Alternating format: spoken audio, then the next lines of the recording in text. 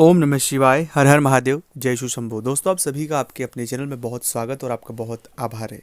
जब कभी भी हमें ऐसा लगता है कि हमारे घर में किसी व्यक्ति ने कुछ करवा रखा है, बहुत दिनों से, बहुत महीनों से, कुछ वक्त से घर में स्ट्रगल ख़त्म ही नहीं होती, या तो हमारे काम नहीं बनते, घर में विवाह शादी नहीं होती, कोई ना कोई हमेशा बीमार बना रहता है, घर में कुछ ऐसी चीज़ें घटित होना कुछ समय से लग जाती है कि हमें समझ ही नहीं होता है कि जीवन में क्या चल रहा है। एक परेशानी गई नहीं, दूसरी परेशानी शुरू हो जाती है। ऐसा सामान्य परिस्थितियों में नहीं होता, ये विशेष परिस्थितियों में होता है कि ये परेशानियाँ एक वक्त से हमारा पीछा छोड़ने का नाम ही नहीं ले रही है। हम बहुत परेशान हो जाते हैं, कई बार सोचते भी हैं कि क्या हो चुका है। तब हमारे मन में ये प्रश्न उठता है कि कहीं किसी व्यक्ति ने हमारे घर में कुछ करवा तो नहीं दिया है, अगर करवा दिया है तो किसने करवाया। तो आज इस वीडियो में हम जानेंगे कि ये पूरी जो तरीका है, पूरी जो बातें हैं कि कोई व्यक्ति अगर किसी व्यक्ति के घर में कुछ करवा देता है, ये जो बातें हमारे दिमाग में शुरू हो जाती है वो कहाँ से शुरू होती है, उनका क्या उपाय है, क्या रोल है और उनसे कैसे निपटना है, ये पूरी बात इस वीडियो में समझेंगे।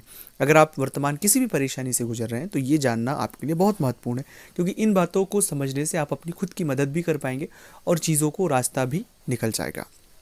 अगर अभी तक आपने चैनल को सब्सक्राइब नहीं किया है, चैनल से नहीं जुड़े हैं, प्लीज़ आप चैनल को सब्सक्राइब करके जुड़ जाए, कमेंट्स में भोलेनाथ का नाम लिखें। और अगर आप चाहते हैं अपनी कुंडली का विश्लेषण हमसे करवाना, स्क्रीन पर नंबर चल रहे हैं, आप व्हाट्सएप पर अपॉइंटमेंट लेकर हमसे बात कर सकते हैं, उसका फीस शुल्क लागू है। दोस्तों, जब कभी भी कोई व्यक्ति बहुत परेशानियों में आ जाता है, उलझ जाता है, तो उसे ऐसा लगता ही है, पर कुछ संकेत हैं जिन संकेतों को हमें समझने की आवश्यकता है। जैसे कि अगर हम घर में जाते ही हमारा मन नहीं लगना, हमारा जब मन नहीं लगना शुरू हो जाए, घर में जाते से हमें बहुत ही ऐसा उचावटन सा लगे कि घर से कहीं बाहर जाए, बाहर रहते तो बहुत अच्छा लगता है लेकिन घर में आने के बाद हमें बहुत नेगेटिव फील होता है। दूसरा ऐसा कि हमें एक बदबू हमारे इर्द गिर्द महसूस होती है, ऐसी बदबू जो हमने कभी महसूस नहीं की हो, उस तरह की बदबू आना। तीसरा है कि अचानक से इस तरह के सपने मन में आना, इस तरह से सपने आना कि जिन सपनों का कोई सेंस नहीं है और बार बार एक ही तरह के सपने आना। चौथा ये होता है कि हम एक अज्ञात डर से अपने इर्द गिर्द ऐसा अज्ञात डर कि ऐसा हो जाएगा, ये हो जाएगा, एक इतनी नकारात्मकता हमारे इर्द गिर्द हो जाती है कि जिससे हम चाह कर भी बाहर नहीं निकल पाते। और अगली चीज़ ये भी होती है कि बार बार व्यक्तियों को आर्थिक हानि होती ही रहती है, जो भी पैसे हैं वो नुकसान हो रहे हैं, तमाम प्रकार से वो एक नेगेटिविटी की ओर घिर रहा है। ऐसी किसी भी परिस्थिति में अगर व्यक्ति बार बार फंस रहा है तो कुछ बातें जिन्हें समझ लेना आवश्यक है।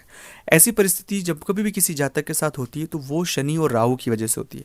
किसी भी व्यक्ति ने आपके घर में कुछ भी नहीं करवा के रखा है, आप राहु और शनि के फेर में आ चुके हैं, खासकर राहु के फेर में आ चुके हैं, उस वजह से इतनी तकलीफ और परेशानियां आपके साथ हो रही है। तो इससे जो बचने के उपाय है वो भी मैं आपको इस वीडियो में बताऊंगा। परेशानी तो आपको पता लगी गई है कि क्या परेशानी, लेकिन हल क्या है। हल के स्वरूप में कुछ चीज़ें हैं जिन्हें आपको बहुत बहुत ध्यान रखना चाहिए। सबसे पहला हल है कि अपने घर में नियमित आप बजरंग बाण का पाठ करें। जब आप बजरंग बाण का पाठ करेंगे तो राहु और शनि से संबंधित जितने सारी नेगेटिविटी आपके जीवन में हो रही है इस तरह की, उनसे आप धीरे धीरे बहुत कम समय में बाहर आ जाएंगे। तो बजरंग बाण नियमित पाठ आपको करना है। दूसरा है कि सूर्य के सामने खड़े होकर हनुमान चालीसा का पाठ आपको करना है। ऐसा प्रयोग करने से सूर्य मजबूत भी होता है और इसका प्रयोग करने से जितने सारे ग्रहों के नकारात्मक प्रभाव, इन प्रभावों को बहुत कम समय में हम कम कर सकते हैं। और तीसरा और महत्वपूर्ण बात है कि शनिवार या मंगलवार के दिन जो भी अपने घर के आसपास हनुमान जी का मंदिर हो, वहाँ बैठकर सुंदरकांड का पाठ करें।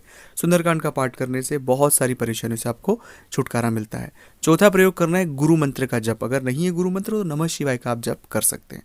और पांचवा की फिर भी परेशानी नहीं तो स्क्रीन पर नंबर चल रहे, व्हाट्सएप पर अपॉइंटमेंट लेकर बात करें।